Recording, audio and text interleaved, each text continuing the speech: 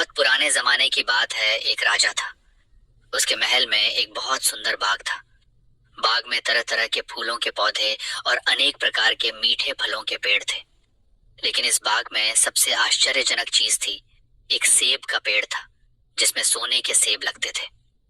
राजा ने इस पेड़ की देखभाल का खास इंतजाम कर रखा था। जब इसके फल पकते थे तो चौकीदार रात दिन पेड़ का पहरा दिया करते थे ताकि कोई सोने का सेब चुरा कर न ले जाए।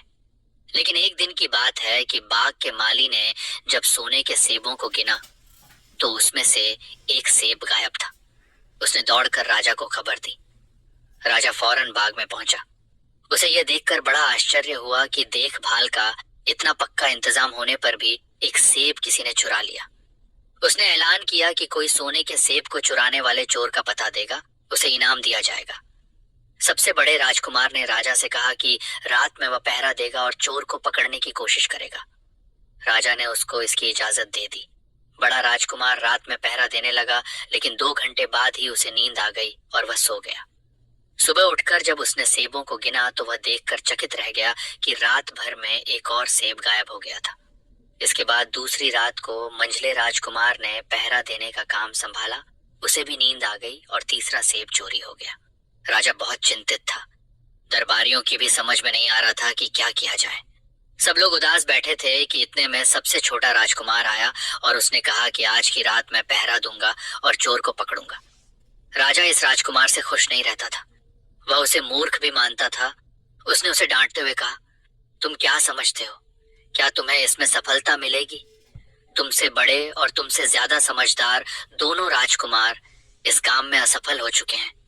तुम जाओ, अपना काम करो। लेकिन छोटा राजकुमार नहीं माना। उसने राजा से प्रार्थना की कि उसे एक मौका जरूर दिया जाए। अंत में राजा राजी की हो गया। राजकुमार रात में पहरा देने लगा। उसने तय किया कि वह किसी भी हालत में नहीं सोएगा और चोर को जरूर पकड़ेगा। जब आधी रात हुई और 12 बजे का आखिरी घंटा बजा तो राजकुमार ने देखा कि एक सुंदर सोने की चिड़िया कहीं से उड़ती हुई आई और सेब के पेड़ पर बैठ गई। उसने देखते देखते सोने का एक सेब तोड़कर अपनी चोंच में पकड़ लिया। राजकुमार ने फौरन निशाना साध कर तीर चला दिया, लेकिन तीर चिड़िया को नहीं लगा और वह पंख फड़फड़ाकर उड़ गई। हाँ, इतना अवश्य हुआ कि उसका एक सुनहरा पंख टूटकर जमीन पर आ गिरा। दूसरे दिन सुबह राजकुमार ने राजा को सारी बात बता दी और वह सोने का पंख उनके सामने रख दिया।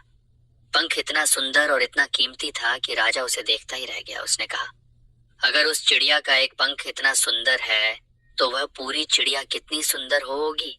मैं चाहता हूं कि उस चिड़िया को कोई पकड़ लाए। सबसे पहले बड़ा राजकुमार इस काम के लिए रवाना हुआ। चलते चलते वह एक जंगल में पहुंचा। वहां उसने एक लोमड़ी को एक पेड़ के नीचे आराम करते हुए देखा। राजकुमार ने मौका देखकर तीर अपने धनुष पर चढ़ा लिया। वह तीर छोड़ने ही जा रहा था कि लोमड़ी ने चिल्लाकर कहा, राजकुमार, मुझे मत मारो। पता है कि तुम सोने की चिड़िया की खोज में निकले हो। तुम मेरी राय मानो तो तुम्हारा काम जल्दी ही पूरा हो जाएगा। तुम इसी रास्ते से सीधे चले जाओ। शाम होने पर तुम एक गांव में पहुंचोगे। वहां तुम्हें आमने सामने 2 धर्मशाला मिलेंगी। एक धर्मशाला खूब सजी सजाई और सुंदर सी होगी, लेकिन तुम उसमें मत ठहरना। तुम उसके सामने वाली दूसरी धर्मशाला में ठहरना, जो बहुत मामूली और देखने में भी भद्दी सी होगी। ऐसा करने पर तुम्हारा काम आसानी से पूरा हो जाएगा। लोमड़ी का बात सुनकर राजकुमार को हंसी आ गई। उसने डांट कर कहा, भाग जाए यहाँ से, मुझे तुम्हारी सलाह की जरूरत नहीं है। ये कहकर उसने तीर छोड़ दिया, लेकिन लोमड़ी बहुत चालाक थी। वह बचकर निकल भागी। राजकुमार आगे चलता गया। शाम को जब वह एक गांव में पहुंचा तो उसने देखा कि वहां सड़क के किनारे सचमुच 2 धर्मशाला थी। उनमें से एक धर्मशाला खूब सजी सजाई थी और उसके अंदर से लोगों के नाचने गाने की आवाजें आ रही थीं। दूसरी धर्मशाला भद्दी सी थी और वहां अंधेरा घिरा हुआ था। राजकुमार सजी सजाई धर्मशाला में ठहर गया। थोड़ी देर में वह भूल गया कि वह असल में सोने की चिड़िया की खोज में निकला था। उधर जब काफी समय बीत गया और बड़ा राजकुमार नहीं लौटा तो मंझला राजकुमार सोने की चिड़िया की खोज में चल पड़ा। वह भी उसी तरह चलते चलते जंगल में पहुंचा तो वही लोमड़ी उसे भी मिली। इस राजकुमार ने भी लोमड़ी की बात पर कोई ध्यान नहीं दिया। जब वह शाम को उस गांव में पहुंचा तो बड़े राजकुमार की तरह सजी सजाई धर्मशाला में ठहरा। वहां के नाच रंग में मस्त होकर वह भी अपना काम भूल गया। यहाँ तक कि उसे घर लौटने की भी ध्यान न रही। अंत में सबसे छोटे राजकुमार ने राजा से कहा कि मैं सोने की चिड़िया की खोज में जाऊंगा। राजा को विश्वास था कि जब उससे बड़े दोनों राजकुमार इस काम में सफल नहीं हुए तो इसे और भी सफलता नहीं मिलेगी। लेकिन उसके जिद करने पर राजा ने उसे इजाजत दे दी। छोटा राजकुमार तैयार होकर सोने की चिड़िया की खोज में निकला। जंगल में उसे भी लोमड़ी मिली। राजकुमार ने लोमड़ी की बात को ध्यान से सुना और लोमड़ी से कहा, ठीक है, तुम जैसे कह रही हो मैं वैसा ही करूंगा। अब तुम जाओ, मैं तुम्हें नहीं मारूंगा। इस पर लोमड़ी खुश होकर बोली, तुम सबसे अच्छे लड़के मालूम होते हो। तुमने मेरी बात बात का मजाक नहीं उड़ाया और मुझ पर तीर नहीं चलाया। मैं तुमसे खुश हूं और तुम्हारी मदद करूंगी। आओ, तुम मेरी पूंछ पर बैठ जाओ, मैं तुम्हें उस धर्मशाला तक पहुंचा देती हूँ। देखते देखते लोमड़ी की पूंछ काफी बड़ी हो गई और राजकुमार उस पर बैठ गया। उसके बैठते ही लोमड़ी हवा में उड़ने लगी और थोड़ी ही देर में मैदानों और पहाड़ों को पार करके उसी गांव में जा पहुंची। राजकुमार ने उसकी सलाह को मानकर छोटी और पुरानी धर्मशाला में ही डेरा डाल दिया। वह दूसरी सजी सजाई धर्मशाला से दूर ही रहा। दूसरे दिन सुबह उठकर जब वह आगे बढ़ा तो कुछ दूर चलने पर उसे वह लोमड़ी फिर से रास्ते में मिल गई। लोमड़ी ने उससे कहा, अब मैं तुम्हें बताती हूँ कि आगे तुम्हें क्या करना चाहिए। तुम सीधे चलो। आगे चलने पर तुम्हें एक बहुत बड़ा किला मिलेगा जिस पर सिपाही लोग पहरा दे रहे होंगे। तुम सिपाहियों से डरना मत और सीधे अंदर चले जाना, क्योंकि वे इस समय सो रहे होंगे।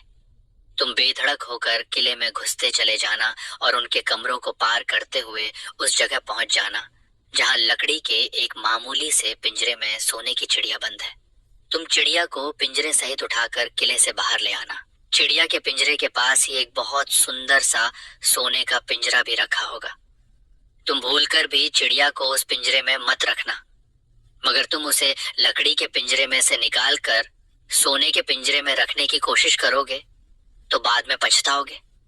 यह कहकर लोमड़ी ने राजकुमार को फिर से अपनी पूंछ पर बिठाया और थोड़ी ही देर में उसको किले के पास पहुंचा दिया।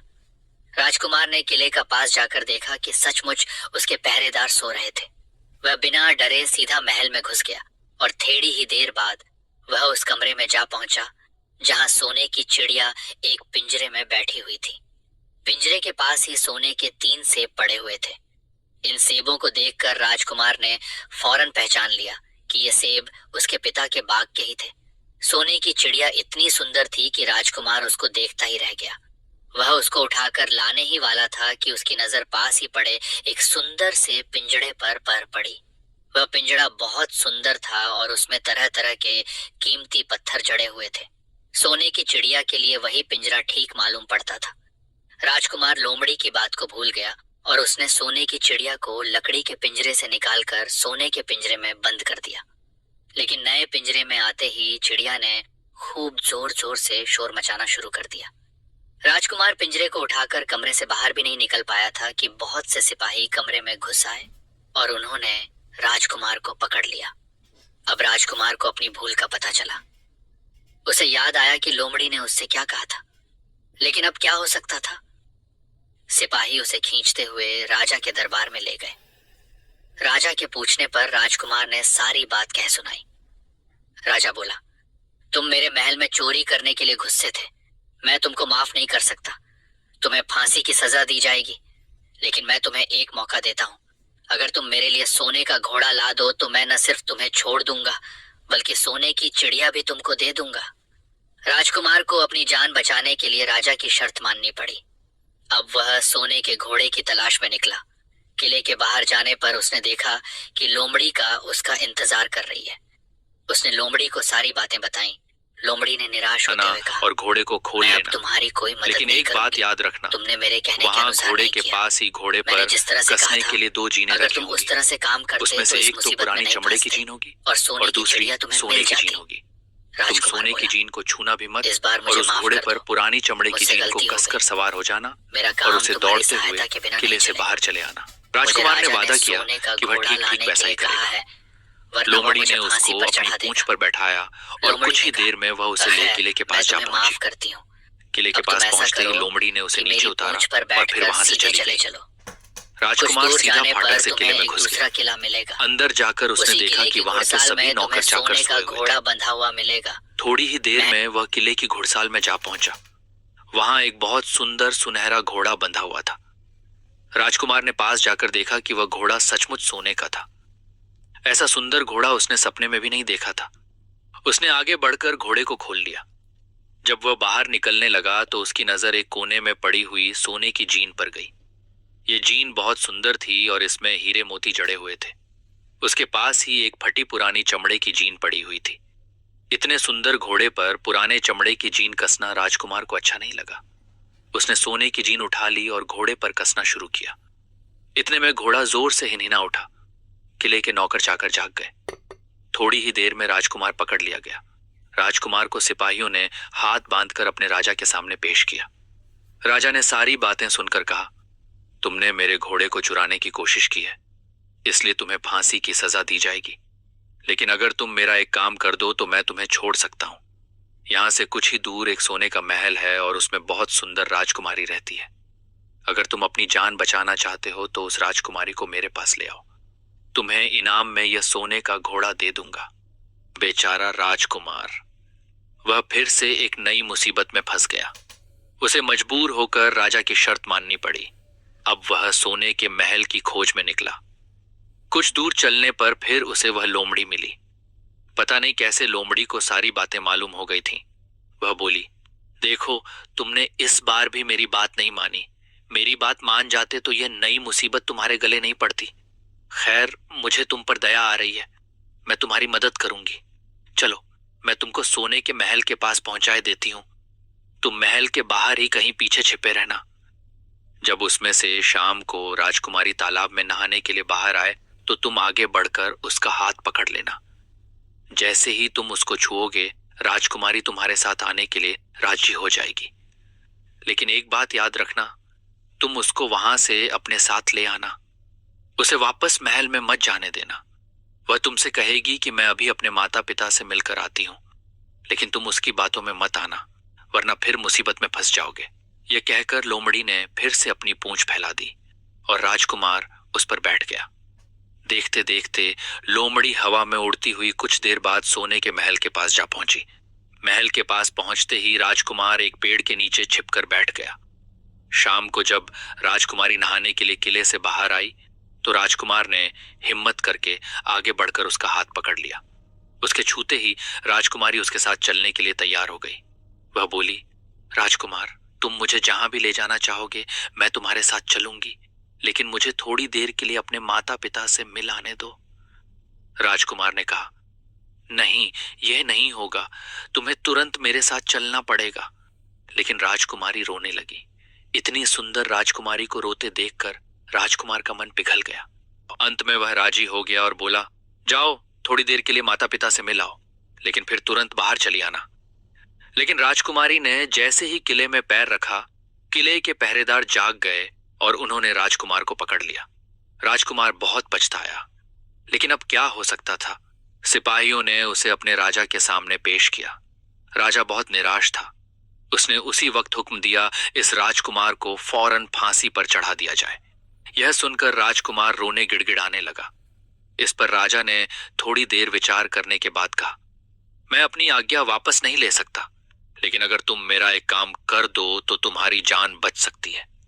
हमारे किले के ठीक सामने ये जो बड़ा पहाड़ है, इसके कारण हमारे किले की सुंदरता नष्ट होती है।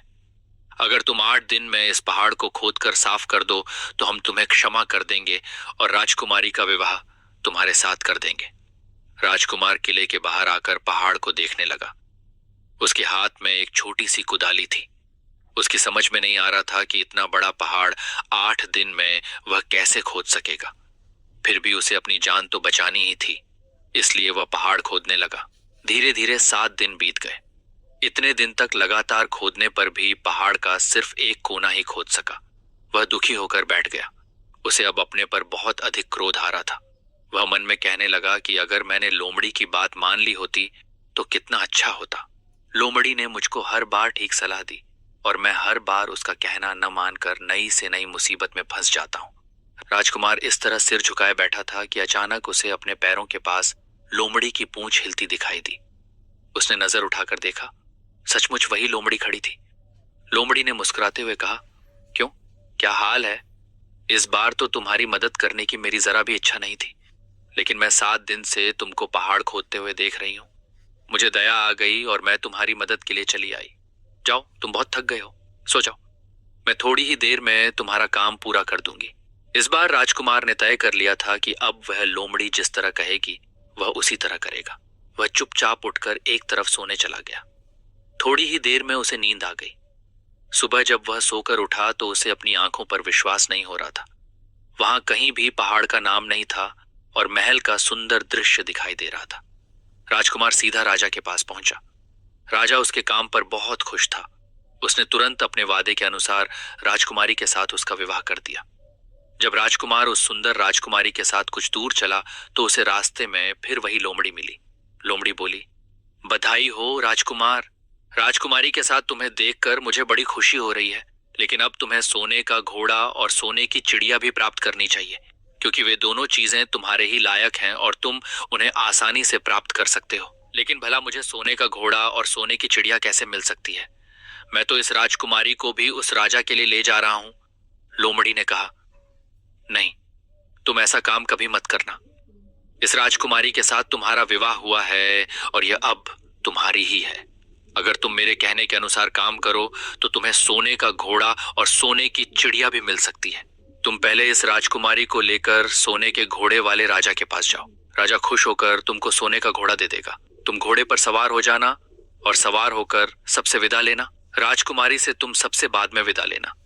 जैसे ही तुम राजकुमारी के पास पहुंचो, तुम उसे हाथ से पकड़कर घोड़े के ऊपर खींच लेना और घोड़े को दौड़ा देना। सोने का घोड़ा इतना तेज दौड़ता है कि दुनिया का तेज से तेज घोड़ा भी उसकी बराबरी नहीं कर सकता। जाओ, तुम पहले इतना काम पूरा करो। इसके बाद आगे का काम मैं तुम्हें बाद में बताऊंगी। मैं तुम्हें वहां रास्ते में मिलूंगी। राजकुमार ने ठीक वैसा ही किया जैसा लोमड़ी ने उससे कहा था। जब सोने के घोड़े वाले राजा ने खुश होकर उसे इनाम में सोने का घोड़ा दिया तो राजकुमार उस पर सवार हो गया और उससे विदा लेने लगा। अंत में वह राजकुमारी को उठाकर घोड़ा को तेजी से दौड़ाता हुआ किले से बहुत दूर निकल आया। रास्ते में एक पेड़ के नीचे लोमड़ी उसका इंतजार कर रही थी। उसे देखकर लोमड़ी बोली, शाबाश, अब तुम सोने की चिड़िया भी प्राप्त कर लो। जब तुम सोने की चिड़िया वाले राजा के पास पहुंचोगे तो वह इस घोड़े को देखकर बहुत खुश होगा। तुम उससे कहना कि पहले सोने की चिड़िया का पिंजरा मेरे हाथ में दे दो, तब मैं यह घोड़ा तुमको दूंगा। जब वह पिंजरा तुम्हारे पास लाए तो तुम पिंजरा उसके हाथ से छीन लेना और घोड़े को दौड़ा देना। बस ऐसे चिड़िया तुमको मिल जाएगी और कोई तुम्हें पकड़ भी नहीं सकेगा। इस बार भी राजकुमार ने ठीक वैसा ही किया। वह राजकुमारी के साथ ही घोड़े पर बैठा रहा और जब राजा ने उसके हाथ में सोने की चिड़िया का पिंजरा दिया तो उसने देखते देखते लात मार दी और सोने का घोड़ा हवा से बातें करने लगा। कुछ दूर चलने पर लोमड़ी उसे मिली। राजकुमार ने उससे कहा, तुमने मेरी बड़ी मदद की है। तुम्हारी वजह से मुझे न सिर्फ सोने की चिड़िया मिली बल्कि सोने का घोड़ा और इतनी सुंदर राजकुमारी भी मिल गई। बताओ, मैं तुमको क्या इनाम दूं? मैं तुमको कुछ न कुछ जरूर देना चाहता हूँ। लोमड़ी ने कहा, अगर तुम खुश हो तो मेरा एक काम कर दो। तुम एक तीर चलाकर मुझे मार दो। इस समय तुम यही सबसे बड़ा काम मेरे लिए कर सकते हो। राजकुमार ने कहा, भला ये कैसे हो सकता है? तुमने मेरी इतनी मदद की और मैं बदले में तुम्हें मार दूं? मुझसे ये नहीं होगा। यह सुनकर लोमड़ी बड़ी दुखी हुई और बोली, अगर तुम मेरा यह काम नहीं कर सकते तो फिर ठीक है, जाओ। लेकिन मैं तुम्हारी भलाई के लिए ही कह रही हूँ कि तुम 2 बातें जरूर याद रखना। एक तो तुम किसी कुएं की दीवार पर मत बैठना और दूसरे तुम ऐसे लोगों के लिए धन मत खर्च करना जिन्हें फांसी मिलने वाली हो। राजकुमार बोला, भाई तुम भी अजीब हो। तुम्हारी बातें मेरी समझ में ही नहीं आती। भला मैं कभी कुएं की दीवार पर क्यों बैठूंगा और ऐसे आदमियों पर धन क्यों खर्च करूंगा जिनको फांसी दी जाने वाली हो। लेकिन लोमड़ी ने उसकी बात का कोई जवाब नहीं दिया और अलविदा कहकर वहां से चली गई। राजकुमार सोने का घोड़ा दौड़ता हुआ आगे बढ़ा।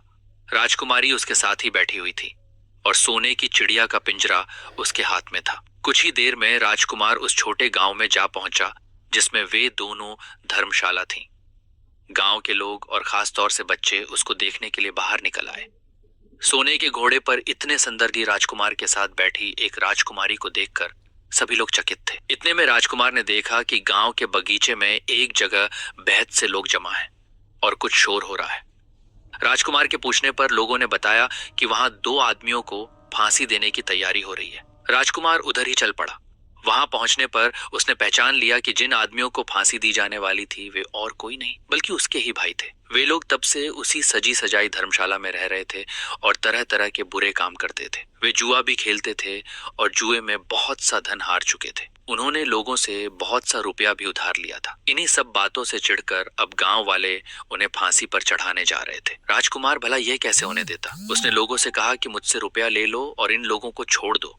उसके बहुत कहने सुनने पर लोग राजी हो गए और उन्होंने उन दोनों आदमियों को रिहा कर दिया। राजकुमार अपने भाइयों को छुड़ाकर आगे चला। कुछ दूर चलने पर जंगल में उन्हें एक कुआं दिखाई दिया। इस पर राजकुमार के कुछ देर कुएं के पास आराम करते हैं, वहां ठंडा पानी पीने के बाद हम लोग आगे चलेंगे। राजकुमार राजी हो गया। अब तक वह यह भी भूल चुका था कि लोमड़ी ने विदा होते समय उससे क्या कहा था। वह घोड़े से उतरकर कुएं की दीवार पर बैठ गया और आराम करने लगा। उसके दोनों भाइयों ने मौका देखकर उसे कुएं में धकेल दिया। इसके बाद उन्होंने घोड़े पर राजकुमारी को डाला और सोने की चिड़िया का पिंजरा उठाया और वहां से चलते बने।